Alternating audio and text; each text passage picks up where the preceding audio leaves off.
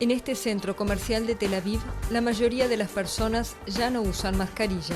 Y es que las autoridades de Israel pusieron fin a la obligación de usar este tipo de protección en lugares públicos cerrados, una de las últimas medidas que estaban en vigor en el marco de la lucha contra la pandemia.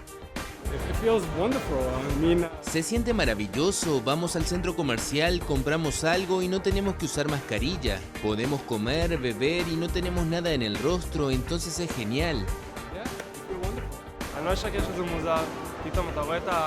No te voy a mentir, es extraño.